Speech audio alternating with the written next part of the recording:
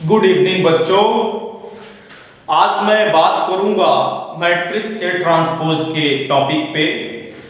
Basically ये जो chapter हम लोग पढ़ रहे हैं वो इतना इम्पोर्टेंट है, कंपटीशन के पॉइंट ऑफ व्यू से तो बहुत ज़्यादा इम्पोर्टेंट है।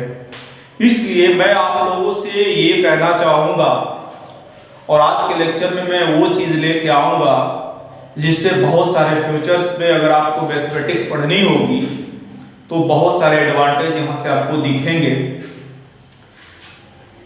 मैट्रिक्स की कुछ उन प्रॉपर्टियों पे आज मैं बात करूँगा जिससे आने वाला जो क्वेश्चन है, जो मेरा सिलेबस है मैट्रिक्स से संबंधित, वो इस पे बहुत ज़्यादा वेरीफाई होगा। सबसे पहले मैं बात करता हूँ किसी मैट्रिक्स का ट्रांसपोज क्या होता है। तो आते हैं हम लोग transpose of matrix. Transpose of matrix, transpose of matrix क्या होती है? देखिए, ट्रांसपोज ऑफ मैट्रिक्स में एक मैट्रिक्स मैं ले रहा हूं, उस मैट्रिक्स का ऑर्डर डिफाइंड होता है। वो स्क्वायर भी हो सकती है, स्क्वायर नहीं भी हो सकती है। मैं ये नहीं कह रहा हूं कि किसी मैट्रिक्स का ट्रांसपोज हमेशा स्क्वायर मैट्रिक्स पे ही डिफाइंड होता है। तो किसी मैट्रिक्स का जो ट्रांसपोज होता है, जैसे मान लेते हैं ए कोई मैट्रिक्स है AI से, ए कोई मैट्रिक्स है हमारी AI से, तो उस मैट्रिक्स का यदि हमको ट्रांसपोज लेना है इस मैट्रिक्स का, तो एक ट्रांसपोज होगा इस मैट्रिक्स, जैसे मान लीजिए इसका ऑर्डर है m क्रॉस n, तो इस मैट्रिक्स का जो हम ट्रांसपोज लेते हैं वो AJI हो जाता है, AJI हो जाता है और उसका ऑर्डर चेंज हो जाता है। इसको एग्जांपल से देखने की कोशिश करते हैं और उसको समझने की भी कोशिश करते हैं। जैसे एक एग्जांपल ले ले छोटा सा, 1 2 3 एक मैट्रिक्स है। इस मैट्रिक्स का ऑर्डर कितना है? ऑर्डर हमने बताया था कि सबसे पहले नंबर ऑफ रो, गुणे का चिन्ह, नंबर ऑफ कॉलम। तो इसका मतलब कि नंबर ऑफ रो इसमें कितने हैं? 1 और कॉलम कितने हैं? 3। तो जब इसका हम ट्रांसपोज ले लेंगे, इस मैट्रिक्स का ट्रांसपोज ले लेंगे, तो ये हो जाएगा 1 2, यानी कि नंबर ऑफ रो 3 हो गया। तो ऑर्डर चेंज हो जाता है ट्रांसपोज में। जैसे एक और मैं एग्जांपल इस पे ले लेता हूं। एक मैट्रिक्स A है, 2B ले लेते हैं, मैट्रिक्स 2 3 4 6 है, 2 3 4 6 है। तो इसका जब हम ट्रांसपोज लेंगे तो कितना हो जाएगा? 2 4 है पहला, ये इसमें यानी कि 3 6। इसके बाद हम आते हैं, इसका 3 ऑर्डर का एग्जांपल हम देखने की कोशिश करते हैं और उसको समझने की भी कोशिश करते हैं, क्योंकि यहां से जितनी प्रॉपर्टी है सारी प्रॉपर्टी को बहुत बारीकली हमको समझने की कोशिश करनी है। एक कोई मैट्रिक्स है 1 2 3 4 5 6 7 8 9 और इस मैट्रिक्स का ट्रांसपोज क्या होता है? जो बातें मैं बता रहा हूं उसको ध्यान से सुनिए। किसी भी मैट्रिक्स का ट्रांसपोज डिफाइन करने के लिए उस मैट्रिक्स के पहली रो को पहली कॉलम में, दूसरी रो को दूसरी कॉलम में, तीसरी रो को तीसरी कॉलम में और चौथी रो है तो उसको भी चौथी कॉलम में। यानी कि मेरा कहने के का जो मूल तात्पर्य है, ये पहली रो है, ये दूसरी रो है, ये तीसरी रो है। ये पहला कॉलम, दूसरा कॉलम और ये तीसरा कॉलम। तो पहला कॉलम पहली रो में जाएगा, दूसरा कॉलम दूसरी रो में जाएगा और तीसरा कॉलम तीसरी रो में जाएगा। तो इसका जब हम ट्रांसपोज फाइंड करेंगे तो A ट्रांसपोज का मतलब हो गया 1 4 7 2 5 8 3 6 9। इसका भी ऑर्डर वही आएगा। क्योंकि स्क्वायर मैट्रिक्स है तो ऑर्डर तो उसका चेंज नहीं होगा। एक चीज मैं यहाँ पे आपको बता देता हूं, स्क्वायर मैट्रिक्स का जब भी आप ट्रांसपोज लेंगे, बात को ध्यान से सुनिए, स्क्वायर मैट्रिक्स का जब भी आप ट्रांसपोज लेंगे उसके डायगोनल एलिमेंट कभी भी बदलेंगे नहीं। डायगोनल का जो स्थान होता है वो फिक्स होता है, बाकी सारे एलिमेंट आपस में चेंज हो जाएंगे। तो ट्रांसपोज ऑफ मैट्रिक्स के बाद आते हैं हम लोग इसकी कुछ प्रॉपर्टी है। ट्रांसपोज ऑफ मैट्रिक्स की प्रॉपर्टियां इतनी इंपॉर्टेंट हैं कि क्वेश्चंस को लगाने में बहुत ज्यादा मदद करती हैं। जैसे इसकी जो पहली प्रॉपर्टी है ट्रांसपोज ऑफ मैट्रिक्स की, कि किसी भी मैट्रिक्स का आप ट्रांसपोज लेंगे, ये पहली प्रॉपर्टी है। जैसे मैं मान लेता हूं कि ए बी एनी मैट्रिक्स, वो कोई मैट्रिक्स है वो अपने ऑर्डर पे डिफाइंड है, तो उस मैट्रिक्स के ट्रांसपोज का ट्रांसपोज लेंगे तो खुद वही मैट्रिक्स आ जाती है। दूसरी मैट्रिक्स क्या होती है, a प्लस बी का transpose is equal to A transpose plus B transpose. यहां पे एक चीज मुझे समझानी पड़ेगी, समझने की कोशिश करते हैं। मैंने बताया था सम ऑफ मैट्रिक्स में दो मैट्रिक्स को आप ऐड तभी कर सकते हैं जब उसका ऑर्डर क्या हो, सेम। यदि दोनों मैट्रिक्स में किसी एक मैट्रिक्स का ऑर्डर, यदि दोनों किसी एक मैट्रिक्स का ऑर्डर दूसरे के इक्वल नहीं है तो उस मैट्रिक्स को ना तो हम जोड़ सकते हैं ना तो मैं घटा सकता। ये चीज मैंने पहले आपको डिफाइन कर चुका हूं, मैं फिर से बता रहा हूं, सुनिए। और बी का ऑर्डर भी उसी के ऑर्डर के इक्वल होना चाहिए। और तीसरी प्रॉपर्टी जो होती है, किसी मैट्रिक्स में किसी स्केलर से मल्टीप्लाई करके उसका हम ट्रांसपोज लें या उसका ट्रांसपोज ले करके उसमें मल्टीप्लाई करें स्केलर से, ये दोनों बराबर होता है वेयर के इज अ स्केलर मैट्रिक्स। के क्या है, स्केलर। स्केलर का मतलब कोई नंबर हो सकता है, कोई कांस्टेंट हो सकता है। इसके बाद हम आते हैं जो चौथी और बहुत मोस्ट इंपॉर्टेंट प्रॉपर्टी मानी जाती है, ए बी का whole transpose is equal to B transpose A transpose. अब यहां पे मैं कंडीशन इंपोज करूंगा where A and B the product of A and B are conformable, the product of A and B are confirmable.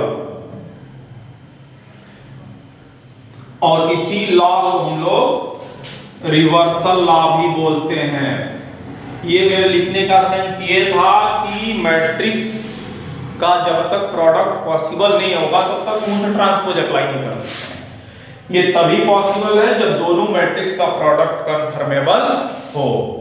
तो अब ये transpose हुआ, transpose की कुछ प्रॉपर्टी थी, अभी भी इसकी और भी सारी प्रॉपर्टियां होती है। चूंकि इंटरमीडिएट लेवल पे इतना हमको सिलेबस को भी ध्यान में रखना है, तो बहुत ज्यादा बातें ना करके हम लोग उतनी चीजों को तो ज्यादा फोकस कर ले जिससे हमारा काम निकल जाए। इसके बाद हम लोग आते हैं सिमेट्री मैट्रिक्स। सिमेट्री मैट्रिक्स क्या होती है उसको समझने की कोशिश करते हैं। सिमेट्री मैट्रिक्स जो है वो स्क्वायर मैट्रिक्स पे डिफाइन की गई थी। बात को बारीकी से सुनिए और उसको समझने की कोशिश करिए। जो सिमेट्री मैट्रिक्स है वो मैट्रिक्स स्क्वायर मैट्रिक्स पे डिफाइन की गई थी। Symmetry matrix,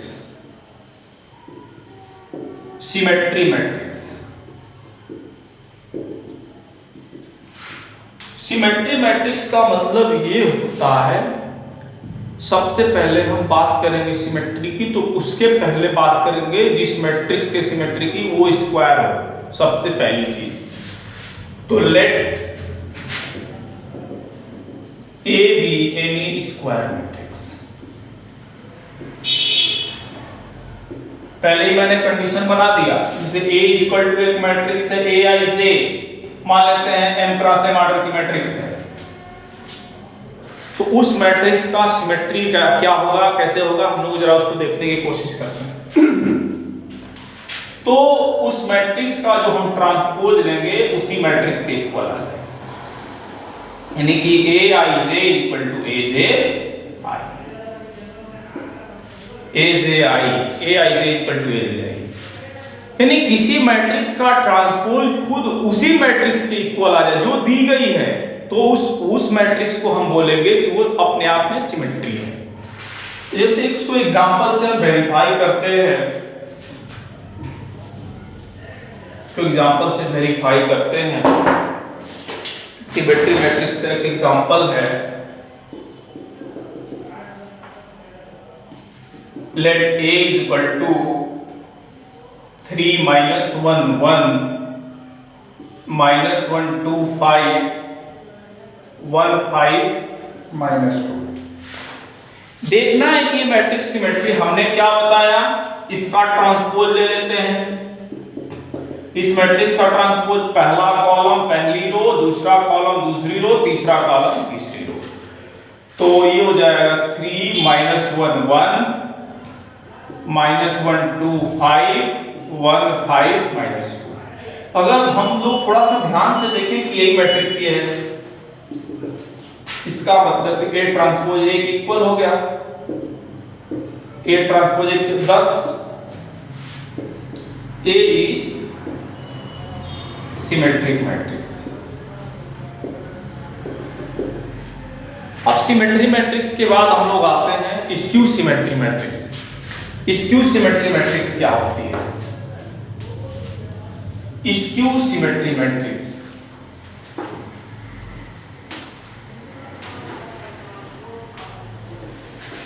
skew symmetry matrix skew symmetric matrix skew symmetric matrix जब सिमेट्री मैट्रिक्स स्क्वायर मैट्रिक्स पे डिफाइन की गई है, इसका मतलब है कि स्क्यू सिमेट्री भी स्क्वायर मैट्रिक्स पे ही डिफाइन की गई है।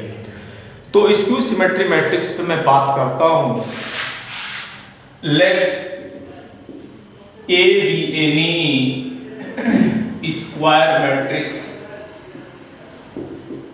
A कोई भी ऑर्डर का स्क्वायर मैट्रिक्स है, A is equal to Aij। तो जब इस मैट्रिक्स का हम ट्रांसपोज लेंगे, जब इस मैट्रिक्स का हम ट्रांसपोज लेंगे तो उस मैट्रिक्स के, जैसे A ट्रांसपोज ले रहे हैं,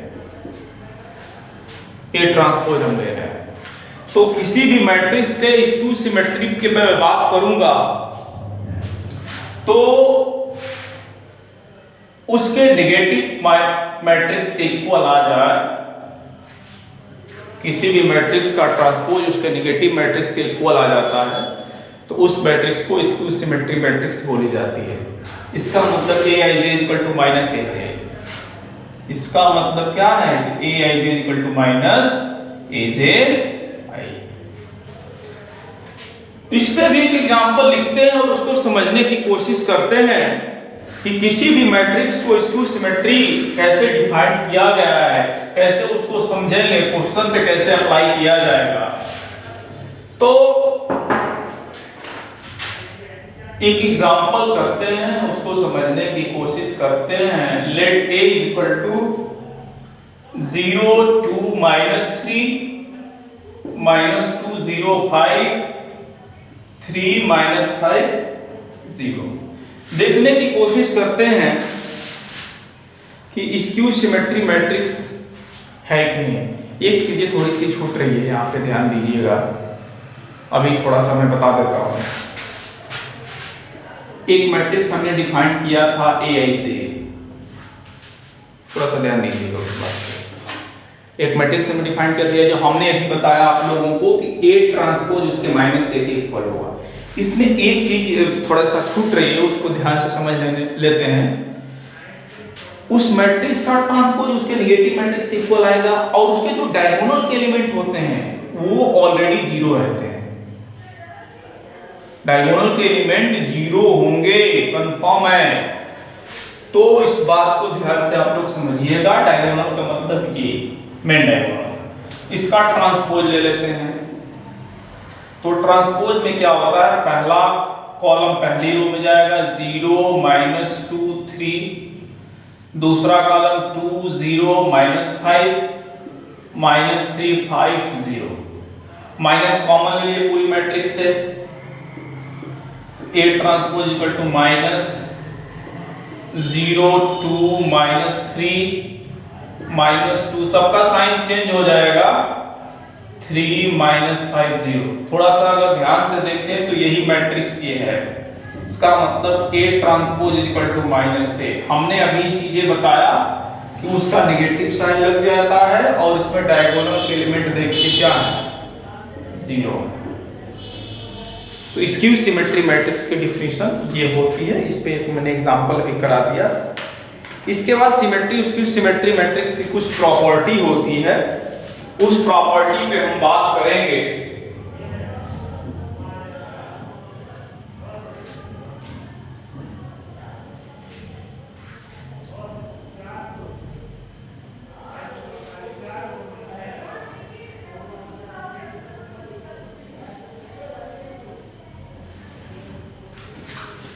इसकी कुछ प्रॉपर्टी पे बात करते हैं।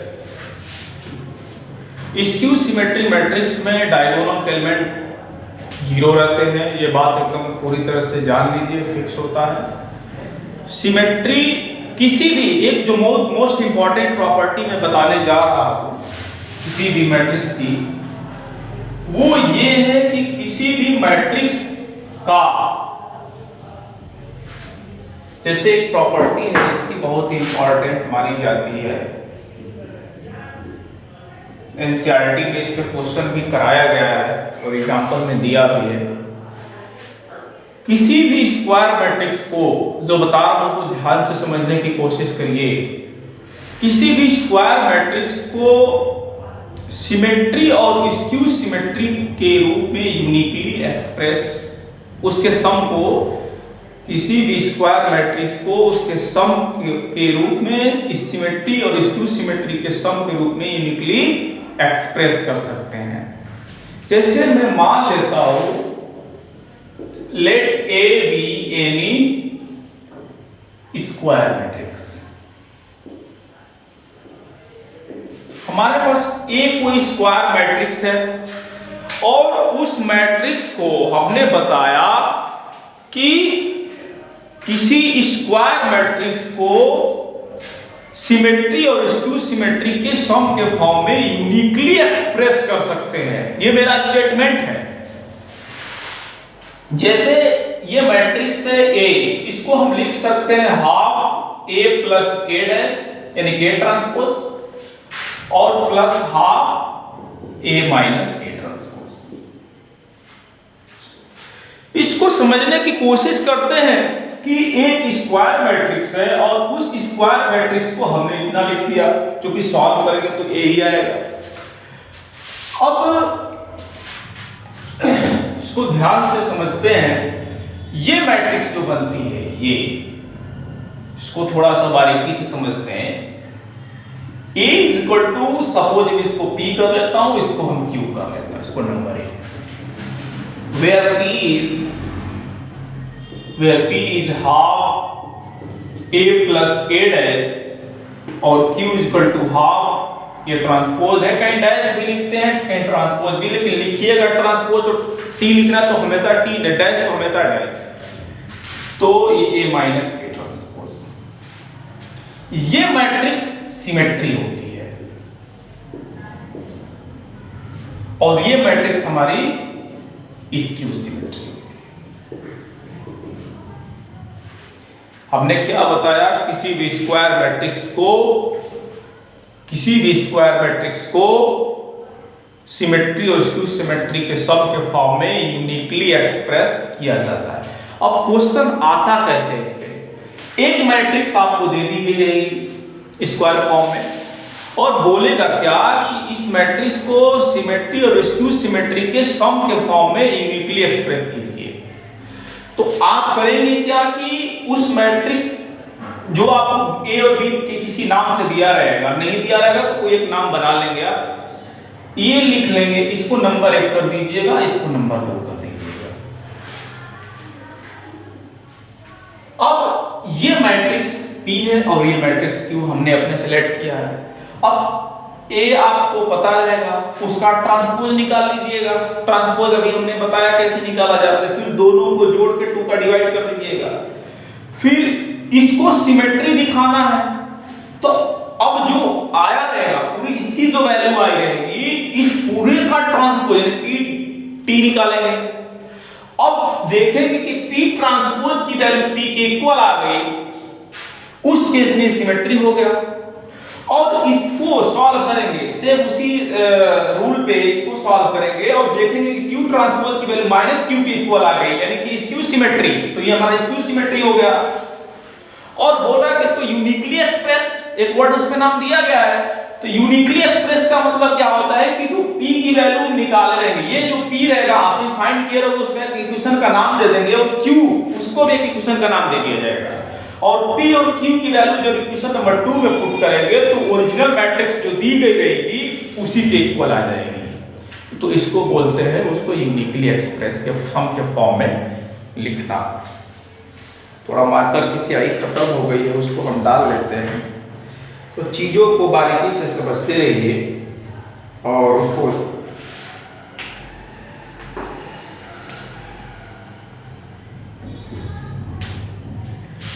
दो मैट्रिक्स है, सपोज मैं मान लेता हूं, जैसे अगला कॉन्सेप्ट है इसका, जैसे मैं मान लेता हूं कि इसकी दो मैट्रिक्स ए और बी, और दोनों मैट्रिक्स को सिमेट्री हम कब बोलेंगे।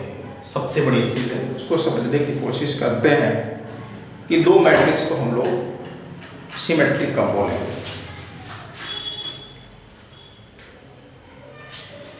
इसको तो मिटा देते हैं, अब इसका तो मेरा काम हो गया। इसका अगला कॉन्सेप्ट क्या है,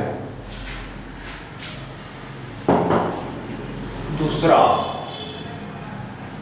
ए एंड बी। हमारे पास ए और बी दो मैट्रिक्स हैं, थोड़ा ध्यान दीजिएगा इस बात को। A and B are symmetric matrix.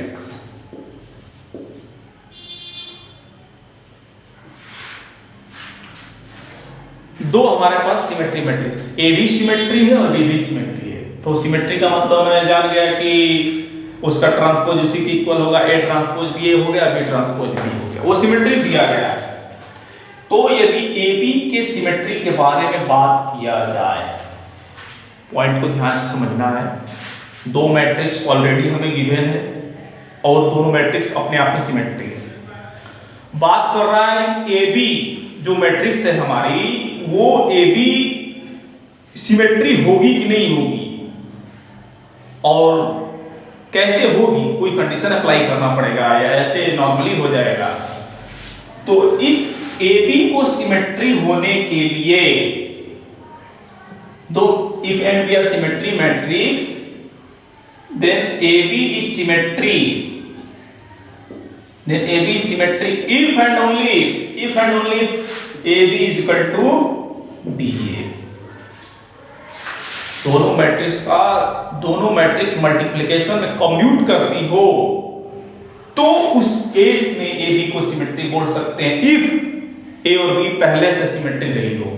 बात को ध्यान से समझिए, दो मैट्रिक्स अपने आप में सिमेट्री हो तो उसका प्रोडक्ट को हम सिमेट्री तभी बोलेंगे जो मल्टीप्लिकेशन में अपने आप में कम्यूट करती हो, तभी हम उसको AB को सिमेट्री बोल सकते हैं, अन्यथा नहीं बोल सकते हैं। इसके बाद आते हैं इसका अगला टॉपिक लेकर के, जैसे हम लोग बहुत सारे भी टॉपिक हम लोग को पढ़ना है, अभी तो पूरा लाइनियर इक्वेशन का कॉन्सेप्ट बचा हुआ है। तो सिमेट्री मैट्रिक्स के बाद जो हमारा अगला टॉपिक आता है, जैसे अभी ऑर्थोगोनल मैट्रिक्स है, तो ऑर्थोगोनल वगैरह इंटरमीडिएट के सिलेबस में चूंकि है नहीं, तो बता देता हूँ किसी मैट्रिक्स में उसके ट्रांसपोज से मल्टीप्लाई कर दें तो आइडेंटिटी आ जाती है। एग्जाम्पल बना के आप लोग कर सकते हैं, कोई मैट्रिक्स ले लीजिएगा, उसका ट्रांसपोज ले लीजिएगा, दोनों को मल्टीप्लाई कर दीजिएगा, आइडेंटिटी आ जाएगी, तो ऑर्थोगोनल मानी जाती है। तो हम बात करते हैं डिटर्मिनेंट ऑफ द मैट्रिक्स। किसी मैट्रिक्स से एक्चुअल में डिटर्मिनेंट चैप्टर तो शुरू हुआ नहीं है, लेकिन उससे रिलेटेड इसमें तो क्वेश्चन है, तो छोड़ के जाना जरूरी है नहीं, तो उसको समझ लेते हैं, क्वेश्चन करते हैं, और जब वो चैप्टर शुरू किया जाएगा डिटर्मिनेंट, तो उसमें चीजों को one by one again clear किया जाएगा। तो आते हैं डिटर्मिनेंट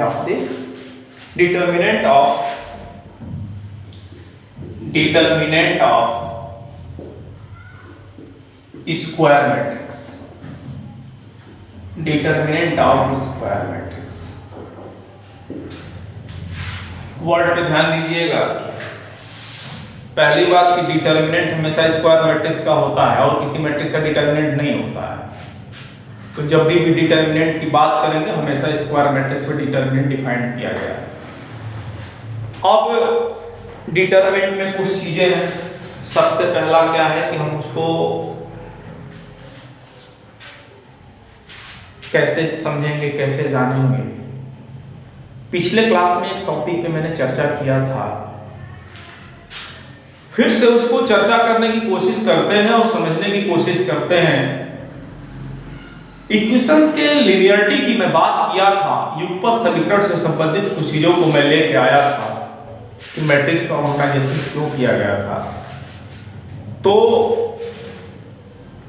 जैसे हमारे पास दो वेरिएबल का कोई दो इक्वेशन है, सपोज मैं मान लेता हूं दो वेरिएबल का कोई दो इक्वेशन। जैसे हम मान लेते हैं a1x plus a2y equal to 0 और b1x plus b2y equal to 0। ये मेरा दो वेरिएबल का दो इक्वेशन है। क्लास 10th का जो लेवल था वहां पे इस फैक्टर को सॉल्व करने के लिए इस इक्वेशन को सॉल्व करने के लिए 4-5 कंडीशंस हैं हमारे पास। पहला जो एलिमिनेशन मेथड, सब्स्टिट्यूशन मेथड था, एलिमिनेशन मेथड था, क्रॉस मल्टीप्लिकेशन था और एक ग्राफ वाला मेथड था। बहुत सारी चीजों को वहां पे किया गया था, समझने की कोशिश की गई थी। तो डिटरमिनेंट का ऑर्गेनाइजेशन जो है उन्हीं सारी चीजों को सटीक और आसान बनाने के लिए किया गया था। इससे इसको हम कर लेते हैं नंबर 1, इसको कर लेते हैं number 2। From equation 1 a1x equal to minus a2y और फ्रॉम इक्वेशन 2 से b1x equal to minus b2y, इसको 3 कर देते हैं, इसको 4 कर देते हैं,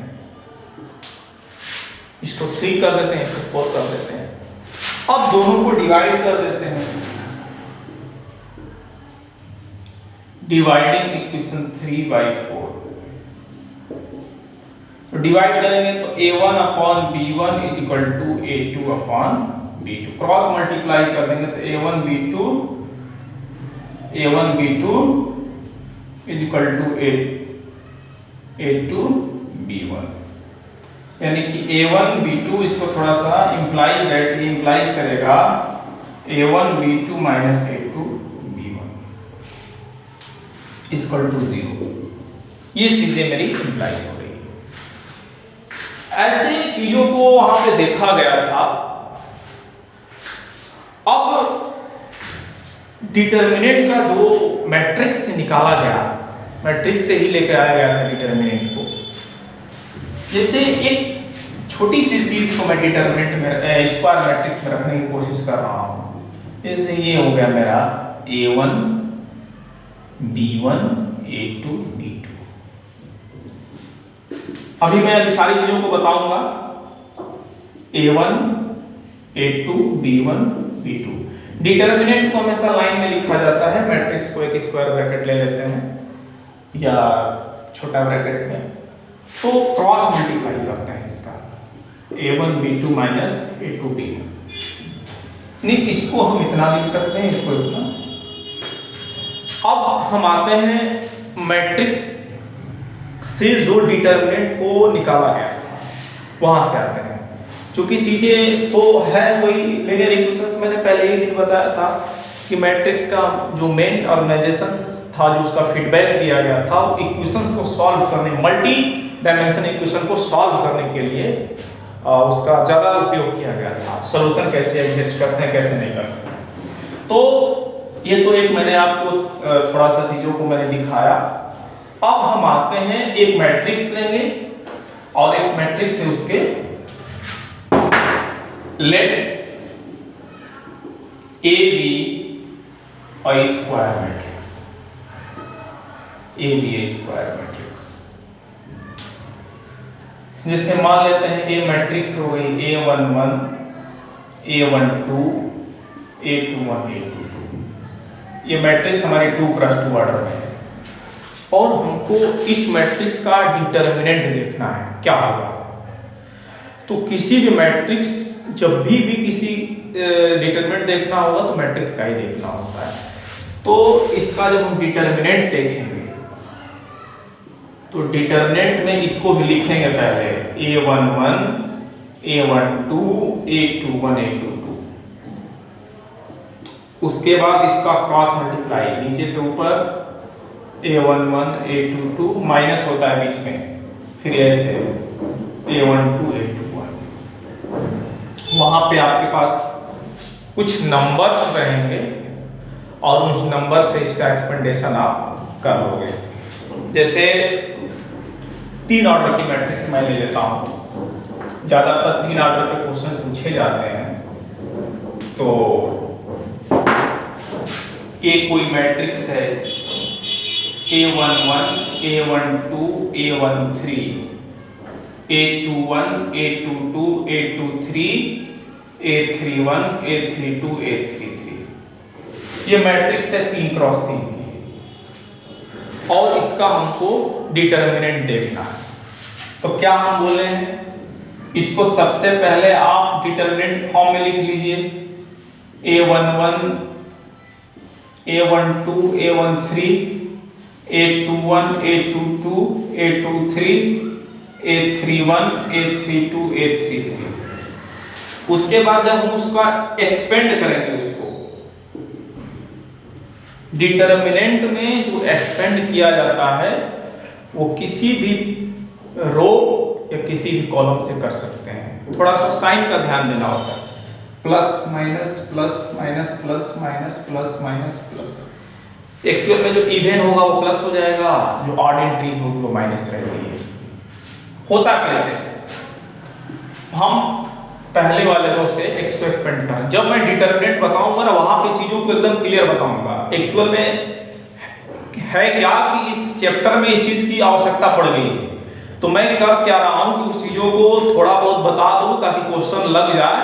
उसके बाद डिटर्मिनेंट खुद अपने आप में एक चैप्टर है, तो जब मैं शुरू करूंगा तो मैं चीजों को एकदम विस्तार से बताऊंगा।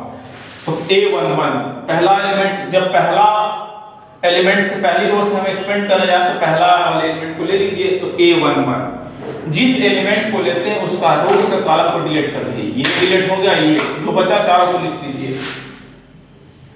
A22 A23 A32 A33।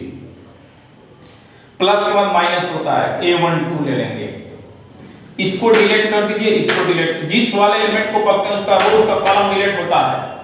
A21 A23 A21 A23 A31 A33। इसके बाद प्लस होता है A13, इसका ये डिलीट कर देंगे, ये डिलीट कर देंगे। तो A21 A22 A31 A32। इसके बाद जैसे हमने अभी पीछे बताया A11 इसको सॉल्व करेंगे तो A22 A33 A32 A23 minus A12, इसका ऐसे मल्टीप्लाई इसका ऐसे multiply A21 A33 minus A23 A31 और plus A13 A21 A32 minus A31 A22। तो ऐसे वो नंबर रहेगा, आप उसको घटा जोड़ लेंगे और उसको अपना मल्टीप्लाई वगैरह कर लिया जाता है। बहुत इजी चीज है। तो आज हमने बताया आप लोगों को कि डिटर्मिनेंट किसी मैट्रिक्स का कैसे देखा जाता है। चीजों को अभी और डिटेल में किया जाएगा। 2 बातें और मैं बताऊंगा फिर से। डिटर्मिनेंट हमेशा स्क्वायर मैट्रिक्स का ही पॉसिबल है।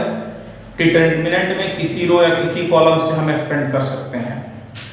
इसके बाद हम अगले क्लास में बताऊंगा किसी मैट्रिक्स का सिंगुलरिटी और नॉन सिंगुलरिटी के बारे में।